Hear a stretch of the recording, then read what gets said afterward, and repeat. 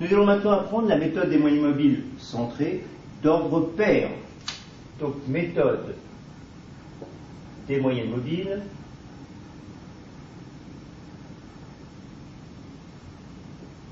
d'ordre pair, donc c'est-à-dire 2n, sous la forme 2n.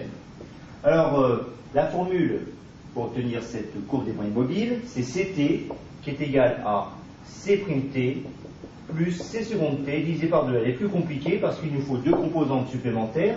C'T qui est égal à 1 sur 2m, c'est une moyenne sur 2m point de i égale moins m à m moins 1 des yt plus i, et C seconde t est égal à 1 sur 2m, encore une moyenne sur 2m point, pour i égale moins m plus 1 à m des yt plus i.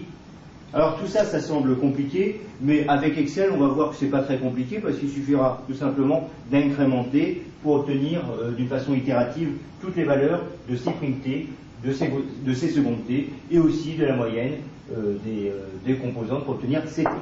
Et dans un dernier temps, eh bien, on fera la représentation graphique. Alors je vous invite à voir le résultat dans le cas où m est égal à 2, c'est-à-dire 2m égale 4, c'est-à-dire représenter à partir de cette série chronologique que nous avons déjà vue, la courbe des moyennes mobiles d'ordre 4. Je vous ai présenté le tableau qui me permet d'obtenir la courbe des moyennes mobiles, les valeurs de la courbe des moyennes mobiles. Alors je rappelle que la première colonne c'est le temps, la deuxième colonne c'est les ventes, donc c'est YT. C'T c'est la première composante, donc par la méthode des moyennes mobiles d'ordre 4, c'est obtenu de la façon suivante. 22,25 c'est la moyenne des 4 valeurs des ventes, de Y1 plus Y2 plus Y3 plus Y4 divisé par 4. De la même façon, 22,75 c'est la moyenne des 4 valeurs à partir de 11, cette fois-ci de la deuxième valeur, 11 plus 12 plus 36 plus 32 divisé par 4. Pour 23, ça va être 12 plus 36 plus 32 plus 12 divisé par 4, et ainsi de suite. Alors pour C seconde t, eh bien je commence à partir de la deuxième valeur, 11 plus 12 plus 36 plus 32, une moyenne de 4 valeurs, et je divise par 4, j'obtiens 22,75. Ensuite c'est 12 plus 36 plus 32 plus 12, divisé par 4, ça me fait 23, et ainsi de suite. Donc on constate bien que nous avons des diagonales, nous avons les mêmes valeurs, et Ct, la courbe des moyennes mobiles, est obtenue en faisant la moyenne des deux valeurs entre C'T et C seconde t. 22,25 plus 22,75 divisé par 2, ça me fait 22,5. 22,75 plus 23 divisé par 2, ça me donne 22,875, et ainsi de suite.